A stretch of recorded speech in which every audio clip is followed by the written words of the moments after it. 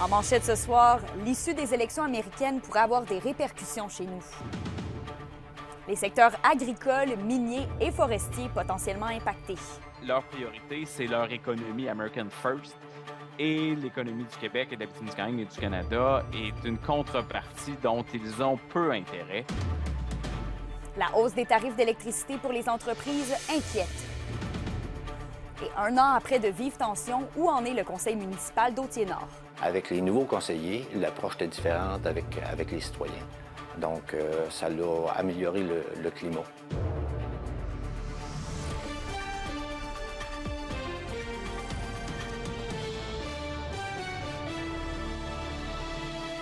Bonsoir tout le monde, bon mardi. Eh bien, les yeux sont rivés aujourd'hui sur les États-Unis. Et même si les élections se passent chez nos voisins, l'impact pourrait être considérable ici dans la région. Félix Blaquière nous explique. 3 secteurs régionaux seraient potentiellement impactés par l'issue de l'élection américaine. La production agricole, le bois d'œuvre et les minéraux critiques stratégiques. C'est ce que soutient le député fédéral d'Abitibi-Témiscamingue, Sébastien Lemire. L'élu cible ainsi l'enjeu de la gestion de l'offre qu'il considère comme décisive sur nos échanges avec les États-Unis. La dernière fois, il y a un 3,5 % qui a été sacrifié.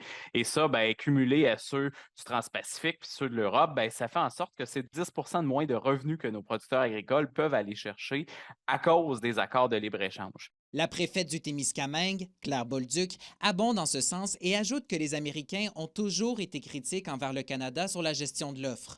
Ça touche au premier chef nos entreprises laitières au Témiscamingue. Alors, c'est un fleuron de notre agriculture. Là, ça pourrait être inquiétant. La préfète s'inquiète du fait que l'un des propriétaires de RYAM est de la Floride et que l'industrie forestière est toujours aussi fragile. Les discussions avec RYAM pour l'acquisition de l'ensemble du complexe sont déjà pas faciles. Alors, dans le contexte, un éventuel chaos dans toute la dynamique des États-Unis, ce serait vraiment très problématique pour nous. Le Conseil de l'industrie forestière, lui, croit justement que la question du bois d'œuvre sera un thème important pour le prochain occupant de la Maison-Blanche. Parce que la taxe qui est imposée augmente le prix des maisons et donc diminue le pouvoir d'achat des Américains. Donc, c'est une situation qui est là, qui va être sur la table au retour des élections. Dans le contexte actuel, toutefois, s'il y a une industrie régionale qui est gagnante, c'est celle de l'or, selon la Chambre de commerce de Val-d'Or. Dans l'état actuel de l'économie mondiale, avec toute l'incertitude qui existe, puis la fluctuation des marchés, puis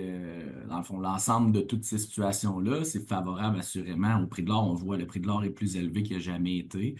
Les observateurs rencontrés aujourd'hui s'entendent pour dire que la prochaine administration américaine sera foncièrement protectionniste. Reste à voir maintenant comment la région va tirer son épingle du jeu dans un tel contexte. Félix Blaquière, RNC Nouvelles, Val-d'Or. Vos réponses à la question du jour TVA, une présentation de la clinique infirmière Nord-Ouest partout dans la région. Notre équipe peut vous recevoir pour un bilan de santé, une infection, le suivi de maladies chroniques et bien plus. Contactez-nous pour plus d'informations ou visitez notre site Web. Et à la question du jour, on vous demandait « Craignez-vous des répercussions de l'élection présidentielle américaine sur la région? » Vous avez répondu oui à 71 %. Et d'ailleurs, on est allé à votre rencontre plus tôt aujourd'hui pour savoir ce que vous en pensiez. Les répercussions, ça va faire augmenter les taxes à la frontière pour les produits américains. Peu importe qui gagne. Pourvu que c'est pas Trump, là. Trump, là, on ne peut pas avoir pire que lui. Je souhaite que ce soit Mme Harris. Le résultat, il risque d'avoir des impacts dépendant si c'est un ou l'autre, là. Je pense que Donald Trump, s'il y a, je sais pas, 5 millions de personnes qui votent pour lui, il ne doit pas être si fou que ça. Il a déjà été là, Donald Trump, puis l'économie allait assez bien dans ce temps-là. Là. J'aimerais que c'est Kamala Harris qui rentre au pouvoir. Parce que je pense que pour dangereux puis dictateur, Trump. L'électricité pourrait coûter plus cher pour les petites et moyennes entreprises. On parle d'une hausse de 60 % d'ici 2035 et un regroupement d'entreprises de grands secteurs de l'économie du Québec craint cette hausse qui pourrait avoir un impact sur les régions comme la nôtre. Alexis Dumont vous donne les détails. Des tarifs clairs et cohérents, voilà la demande de plusieurs acteurs du domaine de l'énergie, alors qu'une hausse des coûts en électricité attend les petites et moyennes entreprises du Québec. On est dans une situation où est-ce qu'il n'y a pas de transparence, on décrète des augmentations qui vont venir gonfler les profits d'Hydro-Québec indûment et affecter d'autant la concurrence. On ne demande pas de cadeaux, on ne demande pas de passe-droit, on demande d'avoir la vérité des coûts, puis de s'assurer que le rendement est un rendement raisonnable. Nous, ce qu'on souhaite, c'est d'avoir une transparence, une prévisibilité, mais une facture basée sur les coûts et non pas sur une volonté autre. Les acteurs des milieux touchés s'inquiètent des impacts en région. On lève le drapeau là, au gouvernement. On a rencontré la ministre Fréchette, on essaie de faire bouger les choses. Il ne faut pas qu'on ait des impacts aussi importants sur les coûts des entreprises parce que ça pourrait amener des baisses de production, des baisses d'investissement. Ce qu'on dénonce, c'est le fait qu'on décrète une hausse qui est injustifiée et qui met en péril la capacité de demeurer compétitif. Certains croient même que plusieurs pourraient être tentés de s'exiler vers les grands centres ou même dans un autre pays. Ce qu'on craint, là, c'est qu'il y ait des entreprises qui se disent, on a une usine aux États-Unis, on a une usine au Québec. Bien, moi, avec cet environnement d'affaires-là, je vais aller faire la production, je vais délocaliser ma production aux États-Unis. L'avantage, il s'effrite et donc, ce faisant, les investissements risquent de ne pas se faire au Québec, d'aller ailleurs. Le but est également de retrouver une formule gagnante, comme par le passé, où même les régions arrivaient à tirer leur épingle du jeu pour faire briller le Québec. Ici, on n'est pas dans un monde où est-ce qu'il y a de la concurrence, il n'y a personne qui peut faire une proposition concurrentielle à celle d'Hydro-Québec. Ça veut dire qu'un monopole, il faut que ça soit réglementé, encadré, pour éviter des abus. Alexis Dumont, RNC Nouvelles. Je vous ramène en arrière un petit peu. Il y a près d'un an, 4 des 6 conseillers de la municipalité d'Authier-Nord claquaient la porte au conseil de ville, la forçant à se placer sous administration provisoire. Aujourd'hui, on a fait le suivi avec le maire Fernand Major. Donc, Monsieur Major, disons-le, ça n'a pas été toujours facile au conseil de ville d'Authier-Nord. Présentement, comment ça va, là? Aujourd'hui, ça va bien. On a eu des changements. On a engagé une nouvelle directrice générale depuis le mois de mai. Donc, ça va bien. On a des dossiers qui ont pris du retard, mais on travaille fort pour redresser la situation. C'est quoi la dynamique qui a dû être instaurée autant avec les conseillers, autant avec les citoyens pour faire en sorte que le travail se fasse de la meilleure des façons? Il a fallu, premièrement, engager une secrétaire, une directrice générale par intérim pour compenser l'absence en congé maladie de l'ancienne directrice générale. Puis ensuite, bien là, on a affiché le poste. Puis en mai, il y a quelqu'un qui a appliqué, donc on a trouvé une directrice générale. Donc, la personne qui était là en intérim était là seulement 15 heures semaine pour tout simplement là, voir un petit peu les dossiers prioritaires. Nous, les conseils municipaux, lorsqu'il y a eu les changements de conseillers, avec les nouveaux conseillers, l'approche était différente avec les citoyens. Donc, ça a amélioré le climat. Puis présentement, ça va bien. C'est sûr qu'on a quand même des gens qui posent des questions, mais on est là pour répondre aux questionnements des citoyens. Et comment, justement, avec cette nouvelle approche-là, comment vous jugez un peu votre relation, justement, avec vos citoyens, avec les gens avec qui vous travaillez? Donc, présentement, ça va quand même assez bien. C'est sûr qu'on a des choses à régler, des dossiers qui ne sont pas faciles, mais quand même, on travaille fort. On essaie d'être équitable envers tous nos citoyens. Donc, les dossiers sont traités là, avec équité envers tous les citoyens. Puis, on va essayer de maintenir cette position, puis de satisfaire nos citoyens le plus possible. Donc, ça se passe bien? Oui, ça se passe bien, présentement. On poursuit à Val-d'Or maintenant. Une jeune femme a été arrêtée hier soir en lien avec une possible fraude. C'est un proche d'une personne aînée qui a signalé la situation à la Sûreté du Québec. La suspecte de 19 ans était en compagnie d'un homme de 24 ans qui, lui, a été arrêté pour conduite avec les facultés affaiblies. Un mandat d'arrestation était émis contre lui, d'ailleurs, et les 2 personnes devaient comparaître aujourd'hui. Complètement ailleurs, la journée laitière 2024 se déroulait aujourd'hui à Rouyn-Noranda. Au menu, des conférenciers et des spécialistes de l'industrie laitière provenant de partout au Québec qui étaient là pour donner de la formation et du bagage à nos producteurs de la région. Le bien-être des producteurs, de leurs familles, mais aussi des bêtes était mis de l'avant à travers les présentations. Une occasion en or d'entrer en contact avec l'expertise québécoise, selon Michel Robert, le président des producteurs de lait de l'Abitibi-Témiscamingue. En fait, les défis qu'on a en région, c'est beaucoup en lien avec l'expertise. Souvent, on a des défis d'aller chercher, d'avoir accès à l'expertise parce que les spécialistes, les gens qui sont là pour supporter la production laitière, souvent sont à l'extérieur de la région. On est dans un tournant où ce que la relève est de plus en plus impliquée. On voit la moyenne d'âge dans la salle, là, puis c'est peut-être une caractéristique de l'Abitibi-Témiscamingue. On a une belle relève, on a des bons jeunes qui ont le goût de faire de l'agriculture. Fait que des outillés avec des conférences comme ça, moi, je pense que c'est tout à fait parfait. C'est vraiment, c'est en lien avec ce qu'ils ont besoin, là. Fait que c'est vraiment intéressant. Cette année, durant le temps des fêtes, les Amossois vont finalement pouvoir obtenir des services de raccompagnement puisque c'est le retour d'Opération Nez Rouge après 4 ans d'absence dans le secteur. Le mouvement de la relève d'Amos Région va s'occuper de coordonner le service et d'ailleurs, il recherche toujours des bénévoles pour les aider. Les soirées de raccompagnement seront les vendredis et samedis du 29 novembre au 21 décembre. L'indice boursier minier au TVA Nouvelle 18h est une présentation de GFM Groupe Financier. Dirigeants d'entreprises et particuliers, fiez-vous aux experts de GFM pour vos placements, assurances de personnes et assurances collectives. Car pour vous, ils vont au-delà de la finance. Je m'appelle Philippe-Emmanuel David. Je m'appelle Angèle Courville et on vous présente, après la pause, l'exposition de photos sonores Si aujourd'hui pour demain.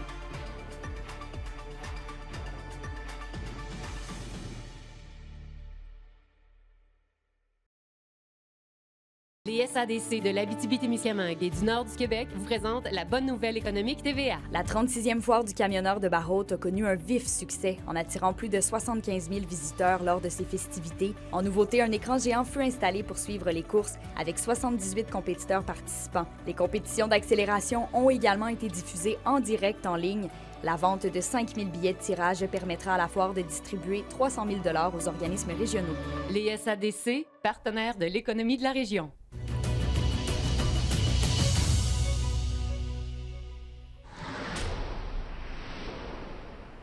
Justine, c'est la semaine québécoise des rencontres interculturelles et il y a différentes activités qui sont prévues dans la Vallée de l'Or.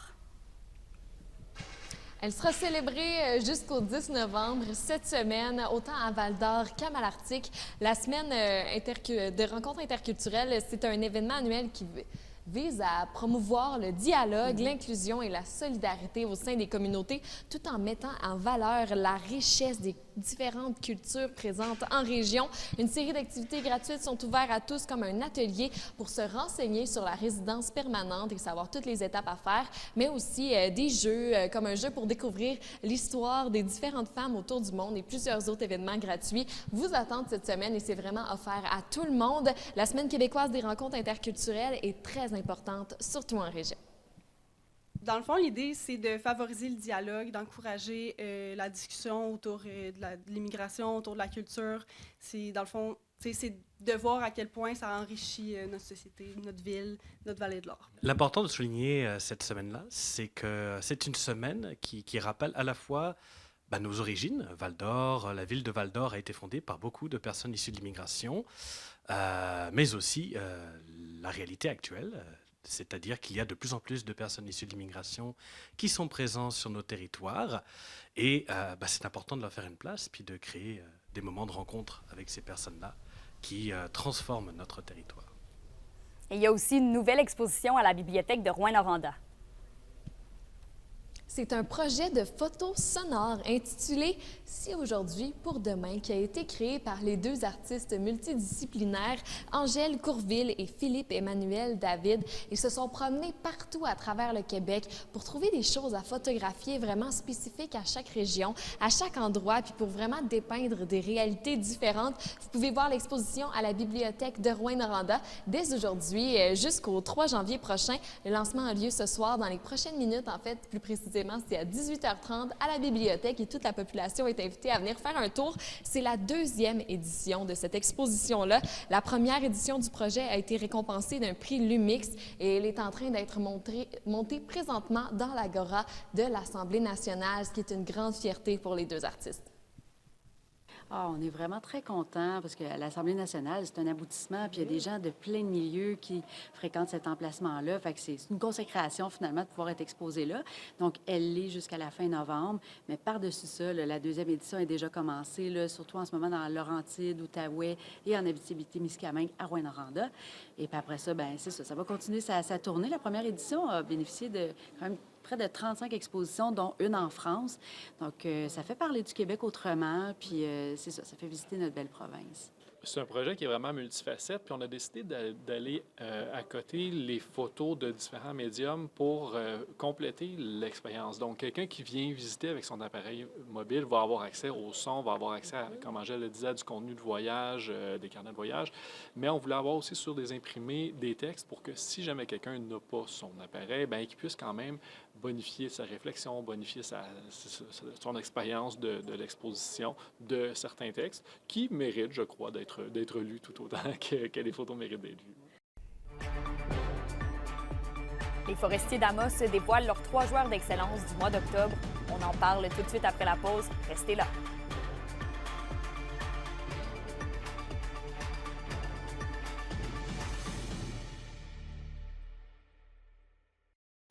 Les sports vous sont présentés par Thibaut GM, votre concessionnaire de confiance à Rouyn-Noranda, là où qualité et choix se rencontrent. Les Forestiers d'Amos dévoilent les joueurs par excellence du mois d'octobre. Ce sont Jean-Simon Marcil, Benjamin Corso et Jérémy Jarret. Dans le cas du gardien, Jean-Simon, il a permis à son équipe de récolter 7 points sur une possibilité de 8 devant le filet. Pour Benjamin Corso, il s'est démarqué par son engagement dans sa réussite. D'ailleurs, il a eu le titre d'athlète élève du mois. Et pour le capitaine Jérémy Jarret, son équipe le définit comme l'élément central de l'offensive, tant en avantage numérique qu'en 5 contre 5. Pour une nouvelle importante à nous communiquer, contactez-nous, nouvelles au pluriel, @rncmedia.ca, par téléphone au 1-866-463-4636 et notre site web tvaabitibi.ca.